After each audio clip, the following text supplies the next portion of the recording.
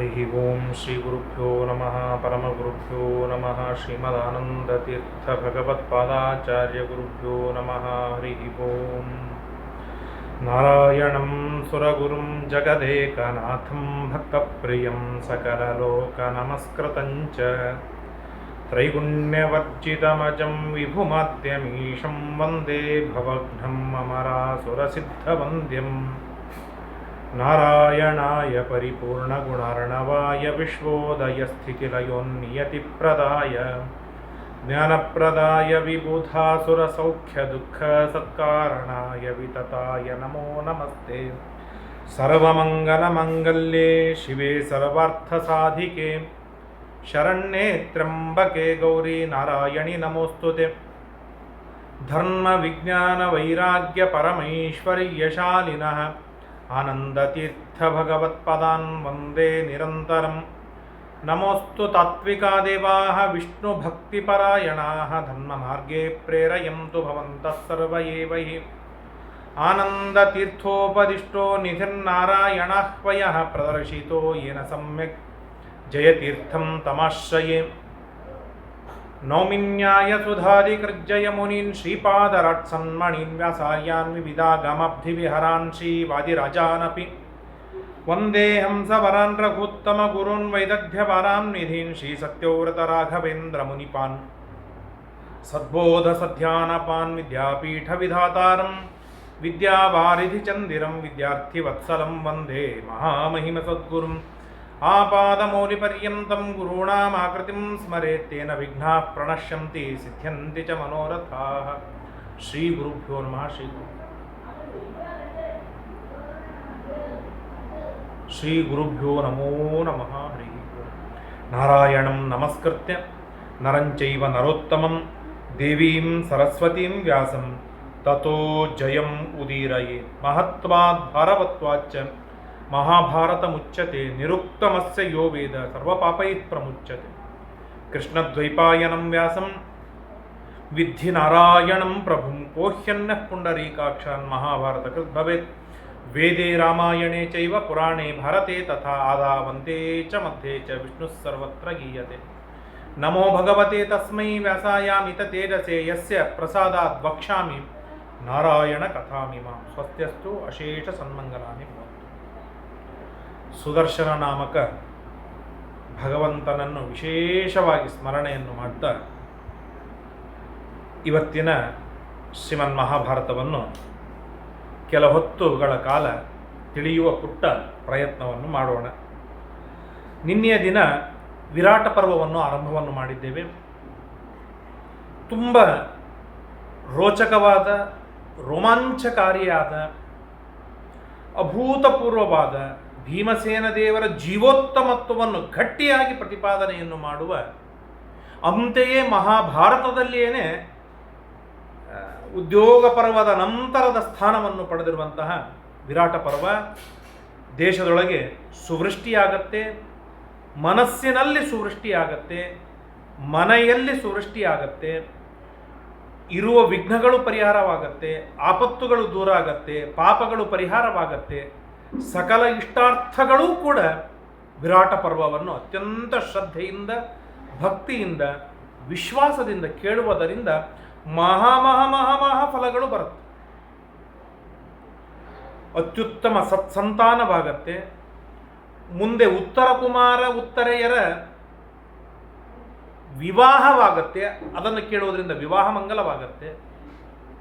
ಅಭಿಮನ್ಯು ಹುಟ್ಟುವ ಪ್ರಸಂಗ ಆದ್ದರಿಂದಾಗಿ ಏನಂತಾರೆ, ಅಭಿಮನ್ಯು ಹಾಗೂ ಉತ್ತರೆಯ ವಿವಾಹವಾಗತ್ತೆ. ಇತ್ಯಾದಿಯಾದ ಅನೇಕ ಕಥೆಗಳು, ಘಟನಾವಳಿಗಳು ಈ ಪರ್ವದಲ್ಲಿ ನಮಗೆ ಸಿಕ್ಕು ಬರ್ತದೆ. ತ್ರಯೋದಶಮಿದಂ ಪ್ರಾಪ್ತಂ ಕೊನು ವತ್ಸ್ಯಾಮಹೇರ್ಜುನ ಅಬುದ್ಧ ಧಾರ್ತರಾಷ್ಟ್ರೈಶ್ಚ ಸಮಗ್ರ ಸಹ ಕೃಷ್ಣಯ. ಧೌಮ್ಯಾಚಾರ್ಯರ ಜೊತೆಗೆ ಧರ್ಮರಾಜ, ಭೀಮ, ಅರ್ಜುನ, ನಕುಲ, ಸಹದೇವರು, ದ್ರೌಪದಿ ಇವರೆಲ್ಲರೂ ಏಕಾಂತದೊಳಗೆ ಕುಳಿತುಕೊಂಡು ವಿಚಾರವನ್ನು ಮಾಡ್ತಾ ಇದ್ದಾರೆ. ಆಗ ಅರ್ಜುನ ಪ್ರಶ್ನೆಯನ್ನು ಮಾಡ್ತಾ ಇದ್ದಾರೆ. ಅರ್ಜುನನನ್ನು ಕುರಿತು ಧರ್ಮರಾಜ ಕೇಳಿದ ಮೊಟ್ಟ ಮೊದಲಿಗೆ, 12 ವರ್ಷದ ವನವಾಸ ಮುಗಿತು ಅರ್ಜುನ, ಇನ್ನು 1 ವರ್ಷದ ಅಜ್ಞಾತವಾಸ ಉಳಿದಿದೆ. ದುರ್ಯೋಧನಾದಿಗಳಿಗೆ ಗೊತ್ತಾಗಬಾರದು. ಹಸ್ತಿನಾವತಿಯ ಹತ್ತಿರದಲ್ಲಿ ಇರಬೇಕು. ಎಲ್ಲಿ ಇರುವುದರಿಂದ ಕ್ಷೇಮವಿದೆ, ಎಲ್ಲಿ ಇರುವುದರಿಂದ ಮಂಗಳವಾಗತ್ತೆ, ನಮಗೆ ಹಿತವಾಗತ್ತೆ ಅಂತ ಕೇಳಿದಾಗ ಅರ್ಜುನ ಉವಾಚ ತಸ್ಯೈವ ವರದಾನೇನ ಧರ್ಮಸ್ಯ ಮನುಜಾಧಿಪ ಅಜ್ಞಾತ ವಿಚರಿಷ್ಯಾಮೋ ನರಾಣಾಂ ಭರತರ್ಷಭ. ಅಣ್ಣ ನಮಸ್ಕಾರ. ಧರ್ಮರಾಜನ ವರವಿದೆ, ಯಮಧರ್ಮರಾಜನ ವರವಿದೆ. ಆ ವರದಿಂದ ನಾವು ಎಲ್ಲಿದ್ದರೂ ಕೂಡ ನಾವು ದುರ್ಯೋಧನಾದಿಗಳಿಗೆ ಗೊತ್ತಾಗುವುದಿಲ್ಲ, ತಿಳಿಯಲ್ಪಡುವುದಿಲ್ಲ. ಇದು ಅತ್ಯಂತ ನಿಶ್ಚಿತ. ಸರಳವಾಗಿ ದೇವರ ಅನುಗ್ರಹ, ಯಮಧರ್ಮರಾಜನ ವರ, ನಮ್ಮಲ್ಲಿರ್ತಕ್ಕಂಥ ವಿಶಿಷ್ಟವಾದ ಧರ್ಮ, ಅತ್ಯಂತ ಸುಲಭದೊಳಗೇನೆ ನಾವು ಅಜ್ಞಾತವಾಸವನ್ನು ಗೆದ್ದು ಬರ್ತೇವೆ. ಆಗ ಧರ್ಮರಾಜ ಮಧ್ಯೆ ಪ್ರಶ್ನೆ ಕೇಳ್ತಾನೆ, ವಿಚಾರವೇ ಎಲ್ಲ ಗೆದ್ದು ಬರ್ತೇವೆ, ಆದರೆ ಯಾವ ದೇಶದಲ್ಲಿ ನಾವು ಇರಬೇಕು? ನಮಗೆ ಯೋಗ್ಯವಾದ ದೇಶ ಯಾವುದು? ರಮಣೀಯವಾದ ದೇಶ ಯಾವುದು? ನಮ್ಮನ್ನು ರಕ್ಷಣೆಯನ್ನು ಮಾಡುವಂಥ ದೇಶ ಯಾವುದು? ಯೋಗ್ಯನಾದ ರಾಜ ಯಾರಿದ್ದಾನೆ? ಯಾವ ರಾಜರ ಬಳಿ ಹೋಗೋದ್ರಿಂದ ನಮಗೆ ಕ್ಷೇಮವಿದೆ, ಶ್ರೇಯಸ್ಸಿದೆ? ಸ್ವಲ್ಪ ವಿಚಾರವನ್ನು ಮಾಡ್ತೀಯಾ ಅರ್ಜುನ ಅಂತ ಧರ್ಮರಾಜ ಕೇಳಿದಾಗ, ಪಾಂಚಾಲಾಶ್ಚೈವ ಮಾತ್ಸ್ಯಾಶ್ಚ ಸಾಲ್ವ ವೈದೇಹ ಬಾಲ್ಹಿಕಾ ದಶಾರ್ಣ ಶುರಸೇನಾಶ್ಚ ಕಲಿಂಗ ಮಗಧ ಅಪಿ. ಮಧ್ಯದೊಳಗೆ ನಾವು ಹಸ್ತಿನಾವತಿಯನ್ನು ಇಟ್ಟುಕೊಂಡಾಗ ಸುತ್ತಲದ ರಾಜ್ಯಗಳನ್ನೆಲ್ಲ ಹೇಳ್ತಾನೆ. ಒಂದು ಪಾಂಚಾಲ ದೇಶದ ರಾಜ್ಯವಿದೆ, ಮಾತ್ಸ್ಯ ದೇಶದ ರಾಜ್ಯವಿದೆ, ಸಾಲ್ವ ದೇಶದ ರಾಜ್ಯವಿದೆ, ವಿದೇಹ ರಾಜ್ಯವಿದೆ, ದ್ವಾರಕಾಪಟ್ಟಣವಿದೆ ಅಥವಾ ಮಥುರಾ ಪಟ್ಟಣವಿದೆ, ಶೂರಸೇನ ದೇಶದ ರಾಜನಿದ್ದಾನೆ, ಕಲಿಂಗ ದೇಶ, ಮಗಧ ದೇಶ, ಬಿಹಾರ ಹಾಗೂ ವಿರಾಟ ನಗರ. ಇಷ್ಟು ರಾಜ್ಯಗಳು ಹಸ್ತಿನಾವತಿಯ ಸನಿಹದಲ್ಲಿ ಬರುವಂತಹದ್ದು. ಇದರಲ್ಲಿ ಯಾವುದಾದ್ರೂ ಒಂದು ಚಾಯ್ಸ್ ಮಾಡಿಕೊಂಡ್ರೂ ಕೂಡ ಸಾಕು, ಅಲ್ಲಿರುವ ರಾಜರುಗಳು ನಮ್ಮನ್ನು ಚೆನ್ನಾಗಿ ರಕ್ಷಣೆಯನ್ನು ಮಾಡ್ತಾರೆ, ನಮ್ಮನ್ನು ಪ್ರೀತಿಯಿಂದ ನೋಡಿಕೊಳ್ತಾರೆ ಅಂತ ಹೇಳಿದಾಗ ಯುಧಿಷ್ಠಿರ ಅಂದ್ರೆ ಬಹಳ ವಿಚಾರವನ್ನು ಮಾಡಿದೆ, ಟೈಮ್ ವೇಸ್ಟ್ ಇಲ್ಲವೇ ಇಲ್ಲ. 4 ಆಪ್ಷನ್ಗಳನ್ನು ಹೇಳಿದ. ಧರ್ಮರಾಜ ನಿರ್ಣಯವನ್ನು ಮಾಡಿಬಿಟ್ಟ. ಹಾಗಾದರೆ ವಿರಾಟ ದೇಶದ ರಾಜನ ಹತ್ರ ಹೋಗೋಣ. ಮಾತ್ಸ್ಯೋ ವಿರಾಟೋ ಬಲವಾನ್. ವಿರಾಟ ರಾಜ ಬಲಿಷ್ಠನಾಗಿದ್ದಾನೆ, ಪಾಂಡವರ ಮೇಲೆ ಪ್ರೀತಿ ಇದೆ, ಸ್ವಯಂ ಧರ್ಮಶೀಲನಾಗಿದ್ದಾನೆ, ವೃದ್ಧನಾಗಿದ್ದಾನೆ, ಎಲ್ಲ ಹಿರಿಯರಿಗೆ ಸಮ್ಮತನಾಗಿದ್ದಾನೆ, ಗುಣವಂತನಾಗಿದ್ದಾನೆ, ಜಗತ್ತಿನೊಳಗೆ ವಿಖ್ಯಾತನಾಗಿದ್ದಾನೆ, ದೃಢಭಕ್ತಿ, ದೇವರಲ್ಲಿ ಅಪರಂಪಾರ ಭಕ್ತಿ ಉಳ್ಳವನಾಗಿದ್ದಾನೆ, ಜಿತೇಂದ್ರಿಯ ವಿರಕ್ತನಾಗಿದ್ದಾನೆ. ಅಂತಹ ಯೋಗ್ಯನಾದ ವಿರಾಟ ರಾಜನ ಹತ್ತಿರ ಹೋಗುವುದರಿಂದ ನಮಗೆ ಶ್ರೇಯಸ್ಸಿದೆ. ಎಷ್ಟು ಚಂದ ಕ್ವಾಲಿಫಿಕೇಶನ್ ಹೇಳ್ತಾರೆ ನೋಡಿ. ಎಲ್ಲಿ ಮಹಾಭಾರತ ಒಬ್ಬ ವ್ಯಕ್ತಿಯನ್ನು ಹೇಳ್ತಾ ಇದೆ, ಅಲ್ಲಿ ಅವನ ಗುಣಗಳನ್ನೇ ಎತ್ತಿ ಹೇಳುತ್ತೆ. ಯಾಕೆ? ಗುಣವಂತಿಕೆಯಿಂದಲೇನೆ ಜಗತ್ತಿನಲ್ಲಿ ಮಾನ್ಯತೆ ಇದೆ ಹೊರತು ಗುಣವಂತಿಕೆಯನ್ನು ಬಿಟ್ಟು ಹಾಕಿದರೆ ಜಗತ್ತಿನಲ್ಲಿ ಯಾವ ಮಾನ್ಯತೆ ಸಿಗುವುದಿಲ್ಲ ಎನ್ನುವುದನ್ನು ಗಟ್ಟಿಯಾಗಿ ಪ್ರತಿಪಾದನೆಯನ್ನು ಮಾಡುವವನು ಯಾರಿದ್ದಾರೆ? ಅದು ಶ್ರೀಮನ್ ಮಹಾಭಾರತ ಮಾತ್ರ. ಇವತ್ತಿನ ಈ ಕಾಲದೊಳಗೆ ಆಸ್ತಿ, ಅಂತಸ್ತು, ಐಶ್ವರ್ಯ ಇವುಗಳಿಂದಲೇನೆ ದೊಡ್ಡ ಸ್ತನಿಕೆ ಇದೆ, ಸಿಗತ್ತೆ ಎಂಬುದಾಗಿ ಹುಡುಕುತ್ತಾರೆ. ಹಿಂದಿನ ಕಾಲದಲ್ಲಿ ಆಸ್ತಿ, ಅಂತಸ್ತು, ಹಣ ಎಲ್ಲವೂ ಡಮ್ಮಿ, ಸೆಕೆಂಡ್ ಪ್ರೇಯರಲ್ಲಿ. ಫಸ್ಟ್ ಆಪ್ಷನ್ನಲ್ಲಿ ಬರುವಂಥದ್ದು ಏನು ಅಂತಂದರೆ ನಾನಾ ವಿಧವಾದ ಗುಣಗಳು, ಗುಣವಂತಿಕೆಯಿಂದಲೇ ಅವನ ಮಾನ್ಯತೆ ಇದೆ. ಆದ್ದರಿಂದಾಗಿ ನಾನಾ ತರಹದ 100 ಗುಣಗಳಿಂದ ಯುಕ್ತನಾಗಿರ್ತಕ್ಕಂಥ ವಿರಾಟ ರಾಜನೇನಿದ್ದಾನೆ ಬಹಳ ಶ್ರೇಷ್ಠ, ನಮ್ಮನ್ನು ರಕ್ಷಣೆಯನ್ನು ಮಾಡುವುದಕ್ಕಾಗಿ ಯೋಗ್ಯನಾಗಿದ್ದಾನೆ. ಆದ್ದರಿಂದಾಗಿ ಅಲ್ಲಿ ಹೋಗುವುದು ಅಡ್ಡಿ ಇಲ್ಲ ಅಂತ ಧರ್ಮರಾಜ ಹೇಳಿದ. ಆಗ ಅರ್ಜುನ ಕೇಳ್ತಾನೆ, ಅಕ್ಲಿಷ್ಟ ವೇಷಧಾರೀ ಚ ಧಾರ್ಮಿಕೋ ಖ್ಯನಸೂಯಕಃ ನತಾವಭ್ಯುಚಿತಂ ಕರ್ಮ ನೃಶಂಸಂ ನಾಪಿಕೈತೈವಂ ಸತ್ಯವಾಗಸಿಯಾಗ್ನೀಕೋ ಲೋಭಕ್ರೋಧ ವಿವರ್ಜಿತ ಮೃದುರ್ವದಾನ್ಯೋ ಗ್ರೀಮಾನ್ ಧಾರ್ಮಿಕ ಸತ್ಯವಿಕ್ರಮ ಇಮಂ ಆಪದಂ ಪ್ರಾಪ್ಯ ಕಥಂ ಘೋರಾಂ ತರಿಷ್ಯಸಿ. ಅಣ್ಣ, ಎಂದಿಗೂ ಕೂಡ ಮುಚ್ಚು ಮರೆಯನ್ನು, ಗೋಮುಖ ವ್ಯಾಘ್ರದ ರೂಪವನ್ನು ನಾನು ನಿನ್ನಲ್ಲಿ ಕಂಡಿಲ್ಲ. ಧಾರ್ಮಿಕನಾಗಿದ್ದೀಯಾ, ಯಾರ ಮೇಲೆ ಅಸೂಯೆ ಪಟ್ಟವನಲ್ಲ, ಸತ್ಯವಾಕ್ಕಾಗಿದ್ದೀಯಾ, ಯಾಜ್ಞಿಕ ನಿರಂತರವಾಗಿ ಯಜ್ಞಶೀಲನಾಗಿದ್ದೀಯಾ, ಲೋಭ ಕ್ರೋಧಗಳನ್ನು ಬಿಟ್ಟಾಕಿದೀಯಾ? ಮೃದು ಆಗಿದ್ದೀಯಾ? ಶ್ರೀಮಾನ್ ನಾಚಿಕೆ ಉಳ್ಳವನಾಗಿದ್ದೀಯಾ? ಧಾರ್ಮಿಕನಾಗಿದ್ದೀಯಾ? ಸತ್ಯವಿಕ್ರಮನಾಗಿದ್ದೀಯಾ? ಇಂತಹ ನಿನಗೆ ಇಂತಹ ಘೋರವಾದ ಆಪತ್ತು ಬಂತಲ್ಲ, ನೀನೀಗ ನಿನ್ನನ್ನು ನೀನು ಮುಚ್ಚಿ ಹಾಕಿಕೊಳ್ಳಬೇಕಾಯ್ತಲ್ಲ. ಅಂದರೆ ಗುಣವಂತಿಕೆ ಇದ್ದಾಗ ಮುಚ್ಚಿ ಹಾಕಿಕೊಳ್ಳಬೇಕಾದ ಆಸ್ಪದವಿಲ್ಲ. ಗುಣವಂತಿಕೆ ಜಗತ್ತಿನಲ್ಲಿ ಪ್ರಕಾಶಮಾನನಾಗಿ ಮಾಡುತ್ತೆ. ಆದ್ದರಿಂದಾಗಿ ಸ್ವಯಂ ಇಷ್ಟೆಲ್ಲ ಗುಣಗಳಿಂದ ಅಭಿಯುಕ್ತನಾದ ನೀನು ಜಗತ್ತಿನಲ್ಲಿ ಭ್ರಭ್ರಾಜಮಾನನಾದವನೇ, ರಾರಾಜಮಾನನಾದವನೇ, ಇದರಲ್ಲಿ ಎರಡು ಮಾತಿಲ್ಲ. ಅಂತಹ ನೀನು ಈಗ ನಿನ್ನ ರೂಪವನ್ನು ನೀನು ಮುಚ್ಚಾಕಿಕೊಳ್ಳಬೇಕಂತ ದುರ್ಧರವಾದ ಪ್ರಸಂಗ ಬಂತಲ್ಲ, ಆ ಪ್ರಸಂಗ ತಂದುಕೊಟ್ಟವರು ಬದುಕುತ್ತಾರ? ಅವರಿಗೆ ಸುಖವಾದ ನಿದ್ರೆ ಬರಲಿಕ್ಕೆ ಸಾಧ್ಯವಾ? ಎಂದಿಗೂ ಆಗಲಾರದು ಅಂತ ಅರ್ಜುನ ನಿಟ್ಟುಸಿರು ಬಿಟ್ಟು ಹೇಳ್ತಾನೆ. ಆಗ ಧರ್ಮರಾಜ ಹೇಳ್ತಾನೆ, ವಿರಾಟಂ ಸಮನುಪ್ರಾಪ್ಯ ರಾಜಾನಂ ಮತ್ಸ್ಯಂದನಂ. ಅರ್ಜುನ, ಬಹಳ ವಿಚಾರವನ್ನು ಮಾಡಬೇಡ, ನಾನು ವಿರಾಟ ನಗರಕ್ಕೆ ಹೋಗ್ತೇನೆ. ಸಭಾಸ್ತಾರ ಭವಿಷ್ಯಾಮಿ, ಸಭೆಯೊಳಗೆ ಸಭಾ ಆಚಾರ್ಯ ಯತಿವೇಷವನ್ನು ಧಾರಣವನ್ನು ಮಾಡಿಕೊಂಡು ಹೋಗ್ತೇನೆ. ನನ್ನ ಹೆಸರು ಆಗಲೇ ನಾನು ನಿರ್ಧಾರವನ್ನು ಮಾಡಿಕೊಂಡಿದ್ದೇನೆ, ಕಂಕ ಎಂಬುದಾಗಿ ನನ್ನ ಹೆಸರಿಟ್ಟುಕೊಳ್ಳುತ್ತೇನೆ. ಪರಿವ್ರಾಟ್ ಸನ್ಯಾಸಿ ರೂಪ. ಜ್ಯೋತಿಮೇ ಶಕುನಜ್ಞಾನೇ, ಜ್ಯೋತಿಷೇ ಶಕುನಜ್ಞಾನೇ, ಜ್ಯೋತಿಷ್ಯದಲ್ಲಿ ನನಗೆ ಜ್ಞಾನವಿದೆ. ಶಕುನಗಳನ್ನು ತಿಳಿಸುವುದರಲ್ಲಿ ಅಪರಿಮಿತವಾದ ಜ್ಞಾನವಿದೆ. ನಿಮಿತ್ತಗಳನ್ನು ನಾನು ತಿಳಿಸಿಕೊಡ್ತೇನೆ. ಲೆತ್ತವಾಡುವುದನ್ನು ನಾನು ಕಲ್ತಿದ್ದೇನೆ, ಲೆತ್ತ ಕೌಶಲವಿದೆ. ಬ್ರಾಹ್ಮೇ ವೇದೆ, ವೇದದೊಳಗೆ ಅಪ್ರತಿಮವಾದ ತತ್ವಜ್ಞಾನವನ್ನು ಪಡೆದುಕೊಂಡವನಾಗಿದ್ದೇನೆ. ವೇದಾಂಗಗಳು ನನ್ನ ಕರಗತವಾಗಿವೆ. ಧರ್ಮಾರ್ಥ ಕಾಮ ಮೋಕ್ಷ ನೀತಿಶಾಸ್ತ್ರಗಳಲ್ಲಿ ಪಾರಂಗತನಾಗಿದ್ದೇನೆ. ವಿರಾಟ ರಾಜ ಈ ಎಲ್ಲ ವಿಷಯದೊಳಗೆ ಏನು ಕೇಳಿದರೂ ಕೂಡ ಅವನಿಗೆ ಸಂತೋಷವಾಗುವ ಹಾಗೆ, ಅವನು ನಮ್ಮನ್ನು ರಕ್ಷಣೆಯನ್ನು ಮಾಡುವ ಹಾಗೆ ನಾನು ನೋಡಿಕೊಳ್ತೇನೆ. ಇವುಗಳಿಂದ ನಾನು ಕಂಕ ಎನ್ನುವಂಥ ವ್ಯತಿವೇಷವನ್ನು ಧಾರಣವನ್ನು ಮಾಡಿಕೊಂಡು ಇಷ್ಟೆಲ್ಲ ನಾನು ಹೇಳ್ತಾ ಒಂದು ಮಾತನ್ನು ಹೇಳ್ತೇನೆ. ಯುಧಿಷ್ಠಿರನಿಗೆ, ಧರ್ಮರಾಜನಿಗೆ ನಾನು ಪ್ರೀತಿಯ ಗೆಳೆಯ, ಸಲಹೆಗಾರ. ಧರ್ಮರಾಜನ ಜೊತೆಗೇ ಇಷ್ಟು ವರ್ಷಗಳ ಕಾಲ ಇದ್ದೆ. ಈಗ ಧರ್ಮರಾಜ ಅಜ್ಞಾತವಾಸಕ್ಕೆ ಹೋದದ್ದರಿಂದಾಗಿ 1 ವರ್ಷಗಳ ಕಾಲ ನಿನ್ನ ಬಳಿ ಬಂದಿದ್ದೇನೆ ಅಂತ ಹೇಳ್ತೇನೆ.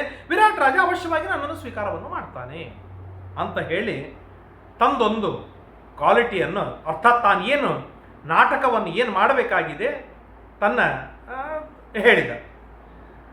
ಹೇಳಿ ಆದ ಮೇಲೆ ಇತ್ಯೇವಮ್ಮೆ ಪ್ರತಿಜ್ಞಾತಂ ವಿಚಾರಾಶ್ಯಾಮ್ಯಹಂ ಯಥ ಏವಂ ನಿರ್ದಿಷ್ಟ ಚಾತ್ಮಾನಂ, ತನ್ನನ್ನು ತಾನು ಹೇಳಿಕೊಂಡು ಕಣ್ಣ ನೀರು ಸುರಿಸಲಿಕ್ಕೆ ಪ್ರಾರಂಭವನ್ನು ಮಾಡಿದ ಧರ್ಮರಾಜ. ಬಿಕ್ಕುತ್ತಾ ಇದ್ದ, ಗದ್ಗದವಾಗಿ ಹೋಗಿದೆ ಕಂಠ. ಕಠೋರವಾಗಿ ಹೇಳ್ತಾನೆ. ಭೀಮಸೇನನ ಮುಖವನ್ನು ನೋಡ್ಲಿಕ್ಕಾಗ್ತಾ ಇಲ್ಲ. ಆದರೂ ನೋಡ್ತಾ ಇರ್ತಾನೆ. ಅಲ್ಲೋ ಭೀಮಣ್ಣ, ಮತ್ಸ್ಯರಾಜನ ಮನೆಯಲ್ಲಿ ನೀನು ಹೇಗಿರ್ತೀಯ? ನಾವೇನೋ ನಮ್ಮನ್ನು ನಾವು ಮುಚ್ಚಿ ಹಾಕಿಕೊಳ್ತೇವೆ. ನಿನ್ನ ಎಂಥ ಬಲಾಢ್ಯ ನೀನು! ಕ್ರೋಧವಶರನ್ನು ಕುಟ್ಟಿ ಪುಡಿ ಮಾಡಿ ಹಾಕಿದವನು ನೀನು. ಯಕ್ಷರನ್ನು, ಕ್ರೋಧರನ್ನು, ಅಭಿತಾಮ್ರ, ರಾಕ್ಷಸ ಮೊದಲಾದ ಎಲ್ಲರನ್ನು ಸಂಹಾರವನ್ನು ಮಾಡಿ ಕುಟ್ಟಿ ಪುಡಿ ಮಾಡಿ ದ್ರೌಪದಿ ದೇವಿಗೆ 5 ಪುಷ್ಪಗಳನ್ನು, ಪಂಚ ಸೌಗಂಧಿಕ ಪುಷ್ಪವನ್ನು ತಂದು ಕೊಟ್ಟವ ನೀನು. ಅಂತ ಬಲಾಢ್ಯ. ಹಿಡಿಂಬ, ಕಿರ್ಮೀರ, ಜಟಾಸುರ ಮೊದಲಾದ, ಬಕಾಸುರ, ಜರಾಸಂಧ ಮೊದಲಾದ ಅಗಾಧವಾದ ಪರಾಕ್ರಮಗಳುಳ್ಳ, ಬ್ರಹ್ಮಾದಿ ದೇವತೆಗಳ ವರದಿಂದ ತೃಪ್ತರಾದ ಈ ಎಲ್ಲ ದೈತ್ಯ ರಾಕ್ಷಸರನ್ನು ಸಂಹಾರವನ್ನು ಮಾಡಿ ಅಪ್ರತಿಮ ಬಲಶಾಲಿಯಾಗಿ ಮೆರೆದ ನೀನು ಭೀಮಣ್ಣ. ಏನು ಪರಿಸ್ಥಿತಿ ಅಲ್ಲ ಇದು ಪಾಂಡವರದು! ಎಲ್ಲೋ ಹೋಗಿ ಯಾರದೋ ಸೇವೆ ಮಾಡಿಕೊಳ್ತಾ ತನ್ನವನ್ನು ತಾವು ಮುಚ್ಚಾಕಿಕೊಳ್ಳುತ್ತಾ ಎಷ್ಟ ದುರ್ಧರವಾದ ಪ್ರಸಂಗ. ಏನು ಸಣ್ಣ ಪುಟ್ಟ ಕಷ್ಟಗಳು ನಮ್ಮ ಪಾಲಿಗೆ ಬಂದಿರೋದಿಲ್ಲ. ಓ ದೇವರು ನನಗೆ ಕಷ್ಟ ಕೊಟ್ಟ, ಹಾಗೆ ಕೊಟ್ಟ, ಹೀಗೆ ಕೊಟ್ಟ ಅಂತ ಅಳುತ್ತೇವೆ, ಒದ್ದಾಡ್ತೇವೆ, ಚೀರಾಡ್ತೇವೆ. ಎಂಥ ಧಾರ್ಮಿಕರು, ಬಲಾಢ್ಯರು, ಪರಾಕ್ರಮಿಗಳು, ವೀರರು, ಶೂರರು, ಕೃಷ್ಣನ ಅಚ್ಛಿನ್ನ ಭಕ್ತರು, ಸ್ವಯಂ ಬಲಾಢ್ಯರಾಗಿರ್ತಕ್ಕಂತಹ ಭೀಮ, ಅರ್ಜುನ, ಧರ್ಮ, ನಕುಲ ಸಹದೇವರುಗಳಿಗೇನೆ ಕಷ್ಟಗಳು, ಆಪತ್ತುಗಳು ಬರುತ್ತೆ ಅಂತಾದಾಗ ಅದನ್ನು ಊಹೆ ಮಾಡಲಿಕ್ಕೆ ಸಾಧ್ಯವಿಲ್ಲ. ಆಗ ಭೀಮ ಹೇಳ್ತಾನೆ, ಸೂದೋಹಂ ಬಲಲೋ ನಾನ್ನ ಸೂಪಕಾರೋ ನರಾಧಿಪ. ಅಣ್ಣ, ಏನು ತ್ರಾಸ ಮಾಡಿಕೊಳ್ಬೇಡ. ನಾ ಮಾಡಿದ ಕರ್ಮ ಬಲವಂತನಾಗಿದ್ದರೂ ಕೂಡ ಅದು ನನ್ನನ್ನು ಬಿಟ್ಟು ಹೋಗ್ಲಿಕ್ಕೆ ಸಾಧ್ಯವಿಲ್ಲ, ಅನುಭವಿಸಲಿಕ್ಕೆ ಬೇಕದು. ಹಾಗಾಗಿ ನೀನು ಸಂಕಟ ಪಡ್ಕೊಳ್ಬೇಡ ಅಣ್ಣ, ನಾನು ಗಟ್ಟಿಯಾಗಿ ಅಡಿಗೆಯವನಾಗ್ತೇನೆ. ನನ್ನ ಹೆಸರು ಬಲಲ ಎಂಬುದ ಹೆಸರಿನಿಂದ ನಾನು ಅಡಿಗೆಯವನಾಗ್ತೇನೆ. ಹೇಳ್ತೇನೆ, ಧರ್ಮರಾಜನಿಗೆ ಪರ್ಸ್ನಲ್ ಅಡಿಗೆಯವನು, ಪರ್ಸ್ನಲ್ ಕುಕ್ ನಾನು.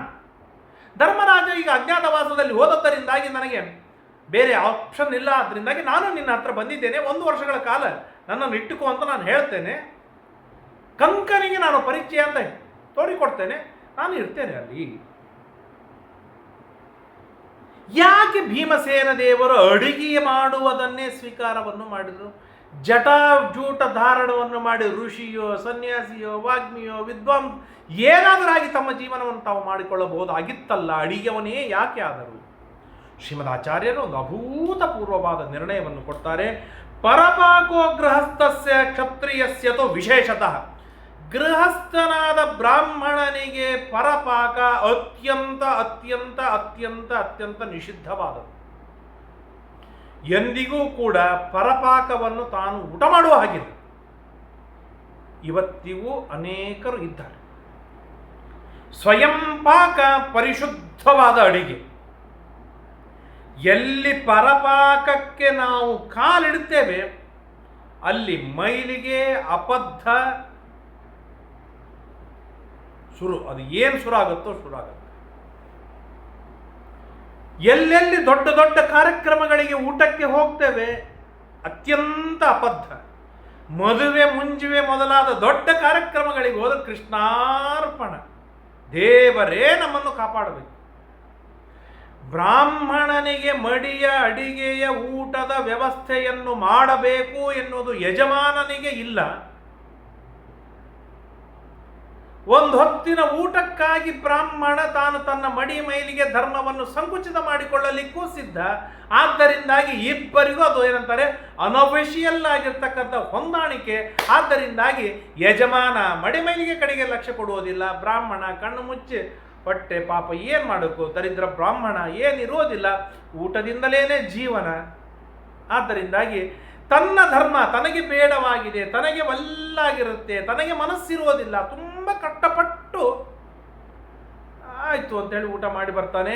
ಬ್ರಾಹ್ಮಣರ ಅಡಿಗೆಯ ಊಟದ ವ್ಯವಸ್ಥೆಯನ್ನು ಮಾಡುವುದಕ್ಕೆ, ಶುದ್ಧ ರೀತಿಯಿಂದ ಮಡಿಯ ಅಡಿಗೆಯನ್ನು ವ್ಯವಸ್ಥೆಯನ್ನು ಮಾಡುವುದಕ್ಕೆ ಯಾರಿಗೆ ಬ್ರಾಹ್ಮಣರು ನಮ್ಮ ಮನೆಗೆ ಊಟವನ್ನು ಮಾಡಿ ಅನುಗ್ರಹವನ್ನು ಮಾಡಬೇಕಂತ ಯಾರೆಲ್ಲ ಅಪೇಕ್ಷೆ ಪಟ್ಟಿದ್ದಾರೆ, ಅನಿವಾರ್ಯವಾಗಿ ಅವರೆಲ್ಲರೂ ಇದರ ಕಡೆಗೆ ಗಮನವನ್ನು ಕೊಡಲೇಬೇಕು. ಇಲ್ಲದೇ ಇದ್ದರೆ ನಾನು ಧರ್ಮ ಮಾಡುವುದಿಲ್ಲ, ಮಾಡುವ ಧಾರ್ಮಿಕನಿಗೂ ಧರ್ಮವನ್ನು ಬಿಡಿಸಿದ ದೊಡ್ಡ ಪಾಪಕ್ಕೆ ಗುರಿಯಾಗಬೇಕಾಗತ್ತೆ, ದೊಡ್ಡ ಪಾಪಕ್ಕೆ ಗುರಿಯಾಗಬೇಕಾಗತ್ತೆ. ಆದ್ದರಿಂದಾಗಿ ಒಟ್ಟಾರೆಯಾಗಿ ಪರಪಾಕವೇನಿದೆ ಸಾಧಕನಿಗೆ ವರ್ಜ್ಯ. ಭಿಕ್ಷೆ ಬೇಡಿ ಊಟ ಮಾಡು, ಅದು ಶುದ್ಧ. ಆದರೆ ಮನೆಗೆ ಹೋಗಿ ಊಟ ಮಾಡೋದು ಇದು ಅತ್ಯಂತ ನಿಷಿದ್ಧವಾಗಿರುವಂಥ. ಅದರೊಳಗೂ ಕೂಡ ಕ್ಷತ್ರಿಯನಿಗೆ ಪರಪಾಕ ಅತ್ಯಂತ ನಿಷಿದ್ಧ. ತನ್ನ ಬಲ ತನ್ನ ಪರ, ಕೊನೆಗೆ ತನ್ನ ಮಾಂಸ ಕಿತ್ತಿಕೊಂಡಾದರೂ ತಾನು ಬದುಕಬೇಕೇ ಹೊರತು ಇನ್ನೊಬ್ಬರಿಗೆ ಬೇಡಿ ತಿನ್ನುವ ಹಾಗಿಲ್ಲ ಕ್ಷತ್ರಿಯ. ಅಂಥದ್ರೊಳಗೆ ಶುದ್ಧೇ ಕ್ಷತ್ರಿಯ ಧರ್ಮೇ ಶುದ್ಧೇ ಭಾಗವತೆ ಧರ್ಮೇ, ಎರಡೂ ಧರ್ಮದೊಳಗೂ ಅಪ್ರತಿಮವಾಗಿರ್ತಕ್ಕಂಥ ಭೀಮಸೇನ ದೇವರು ಆ ವಿರಾಟರಾಜನ ಮನೆಯೊಳಗಿನ ಅಡಿಗೆಯನ್ನು ಹೇಗೆ ಊಟ ಮಾಡಿಯಾರು? ಸಾಧ್ಯವೇ ಇಲ್ಲ. ಆದ್ದರಿಂದಾಗಿ ನನ್ನ ಅಡಿಗೆಯನ್ನು ನಾನೇ ಮಾಡಿಕೊಳ್ಳುತ್ತೇನೆ ಎನ್ನುವ ಕಾನ್ಸೆಪ್ಟಿನೊಳಗೆ ಭೀಮಸೇನ ದೇವರು ಅಡಿಗೆಯವನಾದರು. ಪರಪಾಕೋ ಗೃಹಸ್ಥಸ್ಯ ಕ್ಷತ್ರಿಯಸ್ಯತು ವಿಶೇಷತಃ. ಇವತ್ತಿನ ಈ ಘೋರವಾದ ಕಾಲದೊಳಗೆ ಭೀಮಸೇನ ದೇವರನ್ನು ಚೆನ್ನಾಗಿ ಉಪಾಸನೆಯನ್ನು ಮಾಡುವ, ಧ್ಯಾನವನ್ನು ಮಾಡುವ, ಚಿಂತನೆಯನ್ನು ಮಾಡುವ, ಭೀಮಸೇನ ದೇವರಿಗೆ ಅಭಿಷೇಕಾದಿಗಳನ್ನು ಮಾಡುವಂತಹ ದೊಡ್ಡದಾದ ಅನಿವಾರ್ಯತೆ ಇವತ್ತು ಇದೆ. ಯಾಕೆ? ಭೀಮಸೇನ ದೇವರು ಮಾಡಿಕೊಂಡು ಹೋದ ಈ ಸಣ್ಣ ಪುಟ್ಟ ಧರ್ಮಗಳೆಲ್ಲ ನಮ್ಮ ಜೀವನದಲ್ಲಿ ಬರಬೇಕು ಎನ್ನುವ ಆಗಿತ್ತು ಅಂತಾಗಿದ್ದರೆ ಭೀಮಸೇನ ದೇವರ ಆರಾಧನೆ, ಚಿಂತನೆ ಇದು ಅತ್ಯಂತ ಅನಿವಾರ್ಯ. ಭೀಮಸೇನ ದೇವರ ಚಿಂತನೆ ಉಪಾಸನೆಯನ್ನು ಬಿಟ್ಟು ಹಾಕಿತು ಅಂತಾದರೆ ಅಬದ್ಧವಾದ ಊಟ, ಕಟ್ಟಿಟ್ಟ ಬುತ್ತಿ, ಇದರೊಳಗೆ ಬೇರೆ ಆಪ್ಷನ್ನೇ ಇಲ್ಲ. ಏನೋ ಬ್ರಾಹ್ಮಣ ತಾನು ಜಪ ಮಾಡಿ ತಾನು ಆ ರಾಶಿ ರಾಶಿ ಪುಣ್ಯವನ್ನು ಸಂಪಾದನೆ ಮಾಡಿದ್ದರೆ ತನ್ನ ಮಂತ್ರದ ಪ್ರಭಾವದಿಂದ ಅಡಿಗೆಯನ್ನು ಪರಿಪೂರ್ಣ ಮಟ್ಟದೊಳಗೆ ಶುದ್ಧ ಮಾಡಿ ತಾನು ಊಟ ಮಾಡಬೇಕೇ ಹೊರತು ಇಲ್ಲದೇ ಇದ್ದರೆ ತಾನು ಹತೋಹತನಾಗುವುದು ಮಾತ್ರ ಅತ್ಯಂತ ನಿಶ್ಚಿತ ಎನ್ನುವುದನ್ನು ಈ ಎಲ್ಲ ಪ್ರಸಂಗಗಳನ್ನು ಗಮನಿಸಿದಾಗ ನಮಗೆ ಅರ್ಥವಾಗತ್ತೆ. ಆದ್ದರಿಂದಾಗಿ ಭೀಮಸೇನ ದೇವರು ಹೇಳ್ತಾರೆ, ರಸಾನ್ನಾನಿ ವಿವಿಧಾಂಶ, ನಾನಾ ವಿಧವಾದ ಅಡಿಗೆಯನ್ನು ಮಾಡ್ತೇನೆ, ರುಚಿ ರುಚಿಯಾದ ಅಡಿಗೆಯನ್ನು ಮಾಡ್ತೇನೆ, ಭಾರಿ ಭಾರಿಯಾದ ಹುಳಿ, ದಶಭಕ್ಷ ಸಮೋ ಹುಳಿ ಅಂತ ನಮ್ಮ ಆಡು ಮಾತಿನಲ್ಲಿ ಇರುತ್ತೆ. 10 ಭಕ್ಷ್ಯಕ್ಕೆ ಸಮವಾದದ್ದು ಒಂದು ಅಪ್ರತಿಮವಾದ ಹುಳಿಯಾಗಿರ್ಬೇಕು. ಒಂದು ಹುಳಿಯನ್ನು ಊಟ ಮಾಡಿಬಿಟ್ರೆ ಸಾಕು, ತೃಪ್ತ ಮನುಷ್ಯ. ಹಾಗೆ ರುಚಿ ರುಚಿ ರುಚಿಯಾದ ಹುಳಿ ನಾನು ಮಾಡ್ತೇನೆ, ಅದರೊಳಗೆ ನಾನು ಅಡಿಗೆ ಮಾಡೋದ್ರೊಳಗೆ ನಾನು ತೃಪ್ತನಾಗಿದ್ದೇನೆ. ಅಂತೆಯೇ ನಲಪಾಕ, ಭೀಮಪಾಕ ಎಂಬುದಾಗಿ ಜಗತ್ತಿನಲ್ಲಿ ಪ್ರಸಿದ್ಧವಾದ್ದು. ಒಂದು ನಲಮಹಾರಾಜ, ಇನ್ನೊಂದು ಭೀಮಸೇನ ದೇವರ ಪ್ರಸಿದ್ಧಿ. ಕೃತಪೂರ್ವಾಣಿ ಯಾನ್ಯಸ್ಯ ವ್ಯಂಜನಾನಿ ಸುಶಿಕ್ಷಿತ, ನಾನಾ ವಿಧವಾದ ಪಲ್ಯಗಳನ್ನು ಮಾಡ್ತೇನೆ. ಆ ವಿರಾಟ ರಾಜ ಆ ಅಡಿಗೆಯನ್ನೇ ಊಟ ಮಾಡಿರೋದಿಲ್ಲ ತನ್ನ ಇಡೀ ಲೈಫಿನೊಳಗೆ, ಅಂತ ಅದ್ಭುತವಾದ ಅಡಿಗೆಯನ್ನು ಕೊಡ್ತಾನೆ. ಅಲ್ರಿ, ಶುದ್ಧವಾದ ಭಾಗವತ ಧರ್ಮದೊಳಗೆ, ಶುದ್ಧವಾದ ಕ್ಷತ್ರಿಯ ಧರ್ಮದೊಳಗೆ ರತರಾದ, ಸ್ವಾಭಾವಿಕವಾಗಿ ಯಾವ ದೋಷಗಳು ಇಲ್ಲದೆ ಇರುವ ಜ್ಞಾನಪೂರ್ಣರಾದ, ನಿರಂತರವಾಗಿ ದೇವರ ಪರೋಕ್ಷ ಜ್ಞಾನವನ್ನು ಮಾಡಿಕೊಳ್ಳುವಂತಹ ವಾಯುದೇವರ ಅವತಾರರಾಗಿರ್ತಕ್ಕಂತಹ ಸ್ವಯಂ ಭೀಮಸೇನ ದೇವರು ಅಡಿಗೆ ಮಾಡಿಕೊಡ್ತಾರೆ ಅಂತಂದ್ರೆ ಆ ಅಡಿಗೆ ಯಾವ ಮಟ್ಟದಲ್ಲಿ ಶುದ್ಧವಾಗಿರಬಹುದು? ಆ ಅಡಿಗೆಯನ್ನು ಆ ವಿರಾಟ ರಾಜ ಊಟವನ್ನು ಮಾಡ್ತಾನೆ ಅಂತಂದ್ರೆ ಅವನ ಸೌಭಾಗ್ಯ ಎಂತದ್ದು. ದ್ರೌಪದಿಯ ಕೈಯಿಂದ ಬಂದ ಒಂದು ತುತ್ತು ಅನ್ನವನ್ನು ಊಟ ಮಾಡಿದ್ದಕ್ಕೇನೆ ಶ್ರೀಮದ್ ಆಚಾರ್ಯರಿಗೆ ಆಶ್ರಮವನ್ನು ಕೊಡುವ ಗುರುಗಳಾಗುವ ಯೋಗ್ಯತೆಯನ್ನು ಪಡೆದರು ಎಂಬುದಾಗಿ ಅಚ್ಯುತ ಪ್ರೇಕ್ಷಾಚಾರ್ಯ ಜೀವನ ಚರಿತ್ರೆಯಲ್ಲಿ ಕೇಳ್ತಾ ಇರುವಾಗ 1 ವರ್ಷಗಳವರೆಗೆ ಭೀಮಸೇನ ದೇವರು ಅಡಿಗೆ ಮಾಡಿದ ಊಟವನ್ನು ಆ ವಿರಾಟ್ ರಾಜ ಮಾಡಿದಾನೆ ಅಂತಂದ್ರೆ ವಿರಾಟ್ ರಾಜನ ಸೌಭಾಗ್ಯ ಎಂಥದ್ದು, ಊಹೆ ಮಾಡಲಿಕ್ಕೆ ಸಾಧ್ಯವಿಲ್ಲ. ಭೀಮಸೇನ ದೇವರ ಅನುಗ್ರಹವಿದ್ದರೆ ಈ ಮಟ್ಟದ ಪರಿಶುದ್ಧವಾದ ಅಡಿಗೆ ಸಿಗತ್ತೆ, ಇವತ್ತಿಗೂ ಸಿಗತ್ತೆ. ಇನ್ನೂ ಘೋರವಾದ ಕಲಿಯುಗದೊಳಗೆ ನಾವು ಕಾಲಿಟ್ಟಾಗಲೂ ಕೂಡ ನಮಗೆ ಸಿಕ್ಕು ಬರುತ್ತೆ. ಇದರಲ್ಲಿ 2 ಮಾತಿಲ್ಲ ಎಂಬುದಾಗಿ ಈ ಪ್ರಸಂಗದಲ್ಲಿ ತಿಳಿದುಕೊಳ್ಳಬಾರದು. ಏಕದಸ್ಯ, ಅಷ್ಟಲ್ಲದೇನೆ ಆ ವಿರಾಟ್ ರಾಜನಲ್ಲಿ ಮಲ್ಲರಿರ್ತಾರೆ, ಆ ಮಲ್ಲರ ಜೊತೆಗೆ ಯುದ್ಧ ಮಾಡ್ತೇನೆ, ನಾನಾ ವಿಧವಾದ ವಿರೋಧಿ ಮಲ್ಲರು ಬರ್ತಾರೆ, ಅವರನ್ನು ಸೆರೆ ಬಡಿತೇನೆ. ಸಿಂಹ, ಹುಲಿ, ಮೃಗಗಳು ಬಂದರೆ ಅವುಗಳನ್ನು ಕುಟ್ಟಿ ಹಾಕ್ತೇನೆ, ಕೊಂದು ಹಾಕ್ತೇನೆ. ನನ್ನ ಅಭೂತವಾದ ಪರಾಕ್ರಮವನ್ನು ನಾನು ತೋರಿಸ್ತಾ ನಾನು ಬಲಲ ಎಂಬುದಾಗಿ ಪ್ರಸಿದ್ಧನಾಗಿ ವಿರಾಟ್ ರಾಜನ ನಗರದಲ್ಲಿ ನಾನು ಇರ್ತೇನೆ ಅಂತ ಹೇಳಿದಾಗ ಆಯಿತು ಅಂತ ಹೇಳಿ ಅರ್ಜುನನ ಮುಖವನ್ನು ನೋಡ್ತಾನೆ. ಏನೋ ಅರ್ಜುನ ಖಾಂಡವ ವನದ ದಾಹವನ್ನು ಮಾಡ್ತಾ ಇರುವಾಗ ಒಂದು ನೊಣ ಹೊರಗೆ ಹೋಗದಿರುವ ಹಾಗೆ ಮಾಡಿ ಎಲ್ಲವನ್ನೂ ಸುಟ್ಟಾಕಿದ ಬಲವುಳ್ಳ, ಗಾಂಧೀವ ಧನುಸ್ಸನ್ನು ಹೊಂದಿದ, ಇಂದ್ರಾದಿ ದೇವತೆಗಳನ್ನು ಸೋಲಿಸುವಂಥ ಪರಾಕ್ರಮವುಳ್ಳ, ಅದ್ಭುತವಾದ ಬಲಶಾಲಿಯಾದ ರಾಜಸೂಯಾಗದೊಳಗೆ ಇಡೀ ಉತ್ತರ ದಿಕ್ಕಿನಲ್ಲಿ ಸಂಚಾರವನ್ನು ಮಾಡಿ ನಾನಾ ವಿಧವಾಗಿರ್ತಕ್ಕಂಥ ಐಶ್ವರ್ಯವನ್ನು ತಂದು ಹಾಕಿದ, ಇಂದ್ರನಿಂದ ಶ್ರೀಕೃಷ್ಣ ಪರಮಾತ್ಮನಿಂದ ಜ್ಞಾನವನ್ನು ಪಡೆದುಕೊಂಡ, ಸ್ವರ್ಗಲೋಕದೊಳಗೆ ಸಶರೀರನಾಗಿ 5 ವರ್ಷಗಳವರೆಗೆ ಇದ್ದು ವೈಭವದಿಂದ ಜೀವನವನ್ನು ಮಾಡಿರುವ, ಯಸ್ಯ ದೀರ್ಘೋ ಸಮಾಬಾಹು, ವಿಶಾಲವಾಗಿರ್ತಕ್ಕಂಥ ಬಾಹುಗಳು, ಅದರ ಮೇಲೆ ಗಾಂಡೀವ ಧನುಸ್ಸು ಹಾಕಿದ್ದಕ್ಕಾಗಿ 2 ಕಡೆಗೆ ಗೆರೆ ಬಿದ್ದು ಹೋಗಿದೆ, ಬಾಣವನ್ನು ಬಿಟ್ಟು ಕೈಯೆಲ್ಲ ಬಿರುಸಾಗಿ ಹೋಗಿದೆ. ಇಂತಹ ನಿನ್ನನ್ನು ಜನ ಗುರುತಿಸದೇ ಇರುವ ಹಾಗೆ ನೀನು ಹೇಗಿರ್ತೀಯ ಅಂತ ಕೇಳಿದಾಗ ಹೇಳ್ತಾನೆ ಅರ್ಜುನ, ಏನು ಈಗಿನ ಮಕ್ಕಳಿಗೆ ಹೆಣ್ಣು ಡ್ರೆಸ್ಸು ಹಾಕಿದರೆ ಸಂಕೋಚವಾಗತ್ತೆ, ಬಲಾಢ್ಯನಾದ ಪರಾಕ್ರಮ ಹೇಳ್ತಾನೆ, ಷಂಢವೇಷವನ್ನು ಧಾರಣವನ್ನು ಶಿಖಂಡಿನಿ ಎಂಬ ಹೆಸರಿನಿಂದ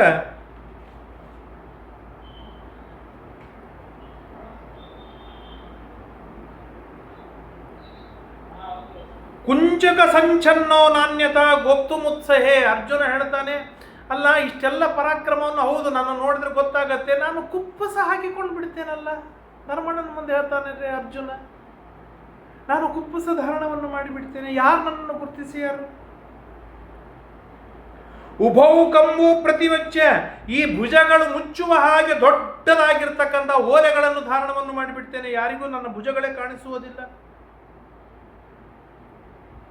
ಏನು ಇನ್ನು ನನ್ನ ತಲೆ ನೋಡಿ ಗುರುತಿಸಬೇಕು, ಗುಂಗುರು ಗುಂಗುರು ಕೇಶಗಳನ್ನು ನೋಡಿ ಗುರುತಿಸಬೇಕು. ನಾವು ದೊಡ್ಡದಾಗಿರ್ತಕ್ಕಂಥ ಕೂದಲುಗಳನ್ನು ಬಿಟ್ಟು ಹೆರಳು ಹಾಕಿಕೊಂಡು ಬಿಡ್ತೇನೆ, ಯಾರು ನನ್ನನ್ನು ಗುರುತಿಸ್ತಾರೆ? ನಾನಾ ವಿಧವಾಗಿರ್ತಕ್ಕಂಥ ಸ್ತ್ರೀ ಭಾವದಿಂದ ಯುಕ್ತನಾಗಿ ಆ ಕಥೆಗಳನ್ನು ಹೇಳ್ತಾ, ಹಾಡುಗಳನ್ನು ಹೇಳ್ತಾ, ಅಲ್ಲಿರುವ ಜನರಿಗೆ ನೃತ್ಯ, ಗೀತ, ವಾದ್ಯಗಳನ್ನು ಕಲಿಸಿಕೊಡ್ತಾ ಇರ್ತೇನೆ. ಯಾಕೆ ನಾನು ತುಂಬ ಗಂಧರ್ವನಿಂದ, ವಿಶ್ವಾವಸು ಗಂಧರ್ವನಿಂದ ನಾನು ಎಲ್ಲವನ್ನು ಕಲ್ತಿದ್ದೇನೆ. ಅಗ್ನಿಸ್ತ್ರವನ್ನು ನಾನು ಅವನಿಗೆ ಕೊಟ್ಟು ಅವನಿಂದ ಗಂಧರ್ವ ವಿದ್ಯೆಯನ್ನು ಪಡೆದಿದ್ದೇನೆ. ಆ ಎಲ್ಲ ಆಟಗಳನ್ನು ನಾನು ಕಲಿಸ್ತೇನೆ. ನಾನು ಹೇಳ್ತೇನೆ, ಯುಧಿಷ್ಠಿರನ ಮನೆಯೊಳಗೆ ದ್ರೌಪದಿಯ ಸೇವಿಕೆಯಾಗಿದ್ದೆ ನಾನು ಎಂಬುದಾಗಿ ಹೇಳ್ತೇನೆ. ದ್ರೌಪದಿ ಈಗ ಏನಂತಾರೆ, ಅಜ್ಞಾತವಾಸಕ್ಕೆ ಹೋಗಿದ್ದಾಳೆ, ಆದ್ದರಿಂದಾಗಿ ನಾನು ನಿನ್ನ ಹತ್ರ ಬಂದಿದ್ದೇನೆ ಅಂತ ಹೇಳಿಕೊಳ್ತೇನೆ. ಆಯಿತು, ಸ್ವೀಕಾರವನ್ನು ಮಾಡ್ತಾಳೆ. ಇಷ್ಟಲ್ಲದೇನೆ ನನಗೆ ಷಂಢನಾಗುವಂಥ ಊರ್ವಶಿ ಶಾಪವಿದೆ. ಆ ಶಾಪವನ್ನು ಈ ಕಾಲದೊಳಗೆ ನಾನು ಮಾರ್ಪಾಡು ಮಾಡಿಕೊಂಡು ಬಿಡ್ತೇನೆ, ಇದರಲ್ಲಿ ನಾನು ಸಾಧಿಸುವಾಗ ಮಾಡಿಕೊಳ್ತೇನೆ ಅಂತ ಇಷ್ಟು ಅರ್ಜುನ ಹೇಳಿದಾಗ ಆಯಿತು ಅಂತ ಹೇಳಿ ಅರ್ಜುನನಿಗೂ ನಾನು ಒಪ್ಪಿಕೊಳ್ತಾನೆ. ಆಖ್ಯಾತ ಷಂಡಕೋಸ್ಮೀತಿ ಪ್ರತಿಜ್ಞಾತಂ ಹಿಪಾತಕಂ, ನಾನು ಷಂಡಕ ಎಂಬುದಾಗಿ ನಾನು ಪ್ರಸಿದ್ಧನಾಗ್ತೇನೆ. ಆಗ ನಕುಲನ ಮುಖವನ್ನು ನೋಡಿದಾಗ ನಕುಲ ಹೇಳ್ತಾನೆ, ಅಶ್ವಾಧ್ಯಕ್ಷೋ ಭವಿಷ್ಯಾಮಿ, ವಿರಾಟರಾಜನೊಳಗೆ ನಾನಾ ವಿಧವಾದ ಲಕ್ಷಾವಧಿ ಕುದುರೆಗಳಿರ್ತಲ್ಲ, ನಾನು ಅಶ್ವಪಾಲಕನಾಗಿ ಕುದುರೆಯನ್ನು ರಕ್ಷಣೆಯನ್ನು ಮಾಡುವನಾಗಿ ನಾನು ಆಗ್ತೇನೆ. ದಾಮಗ್ರಂಥಿ ಎಂಬುದಾಗಿ ನನ್ನ ಹೆಸರು. ದ್ರಾಮಗ್ರಂಥಿ, ನಾನು ಹೇಳ್ತೇನೆ, ಧರ್ಮರಾಜನ ರಾಜ್ಯದೊಳಗೆ ನಾನು ಅಶ್ವಪಾಲಕನಾಗಿದ್ದೆ. ಧರ್ಮರಾಜ ಅಜ್ಞಾತವಾಸಕ್ಕೆ ಹೋದ್ದರಿಂದಾಗಿ ನಾನು ನಿಮ್ಮ ಹತ್ರ ಬಂದಿದ್ದೇನೆ ಅಂತ ಹೇಳ್ತೇನೆ. ಅವಶ್ಯವಾಗಿ ನನ್ನನ್ನು ಸ್ವೀಕಾರವನ್ನು ಮಾಡ್ತಾನೆ. ಹಾಗೆ ಸಹದೇವನ ಮುಖವನ್ನು ನೋಡಿದಾಗ ಸಹದೇವ ಹೇಳ್ತಾನೆ, ಗೋ ಸಂಖ್ಯಾತ, ನಾನು ಆಕಳ ಸೇವೆಯನ್ನು ಮಾಡ್ತವನಾಗ್ತೇನೆ, ಗೋಪಾಲಕನಾಗ್ತೇನೆ, ದನ ಕಾಯುವವನು ನಾನಾಗ್ತೇನೆ. ಪ್ರತಿಭೋಕ್ತ ದೋಗ್ಧಾಚ, ಏನು ಆಕಳದ ಹಾಲುಗಳನ್ನು ಕರೆಯುವುದಾಗಲಿ, ಆ ಸೇವೆ ಮಾಡೋದಾಗಲಿ, ಸೆಗಣೆ ಸಾರಿಸುವುದಾಗಲಿ, ಸೆಗಣೆ ತೆಗೆಯುವುದಾಗಲಿ ಎಲ್ಲ ಕೆಲಸ ಮಾಡಿಕೊಂಡಾಗುತ್ತೇನೆ. ತಂತ್ರೀಪಾಲ ಎಂಬುದಾಗಿ ನನ್ನ ಹೆಸರು ಇಟ್ಟುಕೊಳ್ತೇನೆ. ನನ್ನ ಕೈ ಚಳಕದಿಂದ ಅನೇಕ ಆಕಳುಗಳನ್ನು ದಟ್ಟಪುಟ್ಟವನ್ನಾಗಿ ಮಾಡ್ತೇನೆ, ರೋಗಗಳನ್ನು ಪರಿಹಾರವನ್ನು ಮಾಡ್ತೇನೆ, ಆಕಳಿಗೆ ಏನೆಲ್ಲ ಬೇಕೋ ಎಲ್ಲ ವ್ಯವಸ್ಥೆಗಳನ್ನು ಮಾಡುವವನು ನಾನಾಗ್ತೇನೆ ಅಂತ ಹೇಳಿದಾಗ ಆಯಿತು ಅಂತ ಹೇಳಿ ಸಹದೇವನನ್ನು ಒಪ್ಪಿಕೊಳ್ತಾನೆ. ಆಗ ಧರ್ಮರಾಜ ಒಲ್ಲದ ತಮ್ಮಂದರಿಗೆ ಒಪ್ಪಿಸುವಾಗಲೇನೇ ಸಂಕಟವಾಗಿತ್ತು, ದ್ರೌಪದಿಗೆ ಹೇಳಬೇಕಲ್ಲ, ಭಾರಿ ವಿಚಿತ್ರ ಸಂಕಟವಾಯಿತು. ದ್ರೌಪದಿ ಮುಖವನ್ನೇ ನೋಡುವುದಿಲ್ಲ ಧರ್ಮರಾಜ. ಆಗ ದ್ರೌಪದಿ ತಾನೇ ಹೇಳ್ತಾಳೆ, ದ್ರೌಪದ್ಯುವಾಚ ಅಹಂ ವತ್ಸಾಮಿ ರಾಜೇಂದ್ರ ನಿರ್ವೃತೋ ಭವ ಪಾರ್ಥಿವ, ಏನು ಟೆನ್ಷನ್ ಮಾಡ್ಕೋಬೇಡ, ನಾನು ರಾಜನ ಹೆಂಡತಿ ಸುಧೇಷ್ಣ ಎಂಬುದಾಗಿದ್ದಾಳೆ. ಆ ಸುಧೇಷ್ಣೆಗೆ ಹೆರಳಾಗ್ತೇನೆ, ಕಾಸ್ಮೆಟಿಕ್ ಸೇವೆ ಮಾಡ್ತೇನೆ, ಶೃಂಗಾರ ಮಾಡ್ತೇನೆ, ಸೈರಂಧ್ರಿ ಎಂಬುದಾಗಿ ನಾನು ಹೆಸರು ಇಟ್ಟುಕೊಂಡು ಬರ್ತೇನೆ. ನಾನು ಚೆನ್ನಾಗಿ ಸೇವೆಯನ್ನು ಮಾಡ್ತೇನೆ. ಸಾವಿರ ಜನ ದ್ರೌಪದಿಯ ಕಾಲಿನ ಬಳಿ ಬಿದ್ದು ದ್ರೌಪದಿಯ ಸೇವೆ ಮಾಡುವುದಕ್ಕೆ ಕಾಯ್ತಾ ಇರ್ತಾರೆ. ಸೇವೆ ಮಾಡುವವರಲ್ಲ, ಸೇವೆ ಮಾಡುವುದಕ್ಕಾಗಿ ಕಾಯುವವರು ಸಾವಿರ ಜನ. ಇಂಥದ್ದಿರುವಾಗ ಒಂದು ಹೆಣ್ಣಿಗೆ, ಸಾಮಾನ್ಯಳಾದ ವಿರಾಟರಾಜನ ಮಡದಿಗೆ ತಾನು ಹೆರಳು ಹಾಕ್ತಾಳೆ, ಪೌಡರ್ ಹಚ್ತಾಳೆ, ಶೃಂಗಾರ ಮಾಡ್ತಾಳೆ, ಅಲಂಕಾರವನ್ನು ಮಾಡಬೇಕು, ಅಂಥ ಸೇವೆಯನ್ನು ಮಾಡುವುದಕ್ಕಾಗಿ ದ್ರೌಪದಿ ಸಿದ್ಧಳಾಗ್ತಾಳೆ ಅಂತಂದರೆ ಏನು ಪಾಂಡವರ ಅವಸ್ಥೆ ನೆನೆಸಿಕೊಂಡಾಗ ತುಂಬ ದುಃಖವಾಗುತ್ತೆ. ಆದರೆ ಒಂದು ಭರವಸೆ ಬರುತ್ತೆ, ಧಾರ್ಮಿಕರಾದವರಿಗೆ ಇಂತಹ ಆಪತ್ತುಗಳು, ನೂರಾರು ಆಪತ್ತುಗಳು ಬಂದರೂ ಆಪತ್ತಿನ ಸುಳಿಯೊಳಗೆ ಅವರು ಸಿಕ್ಕು ಬಿಡುವುದಿಲ್ಲ. ಇದು ನಿಶ್ಚಿತ. ಒಂದು ವರ್ಷದವರೆಗೆ ಒಬ್ಬರೂ ಅವರನ್ನು ಗುರುತಿಸುವುದಿಲ್ಲ. ಅವರು ರಾಜರಾಗೆ ಮೆರೀತಾರೆ, ಕೀರ್ತಿವಂತರಾಗ್ತಾರೆ. ಇದು ಧರ್ಮದ ಫಲ. ಆದ್ದರಿಂದಾಗಿ ನೀವೆಲ್ಲರೂ ಧರ್ಮದೊಳಗೆ ಮುಳುಗೋಣ, ಸಾಧ್ಯವಿದ್ದಷ್ಟು ನಾವು ಧರ್ಮವನ್ನು ಮಾಡೋಣ, ಸಮಾಜ ಧರ್ಮಮುಖಿಯಾಗುವಂತೆ ನೋಡಿಕೊಳ್ಳೋಣ. ನಮ್ಮ ಸಂಪರ್ಕದಲ್ಲಿ ಬರುವ ಆಚಾರ್ಯರುಗಳ ಧರ್ಮವನ್ನು ಉಳಿಸುವುದಕ್ಕಾಗಿ ನಮ್ಮ 5-10% ಪ್ರಯತ್ನವನ್ನಾದರೂ ಅಲ್ಲಿ ಹಾಕೋಣ. ಅದರಿಂದ ಶುದ್ಧವಾದ ಧಾರ್ಮಿಕ ಸಮಾಜವನ್ನು ನಾವು ನಿರ್ಮಾಣ ಮಾಡಿದಂತೆ ಆಗತ್ತೆ.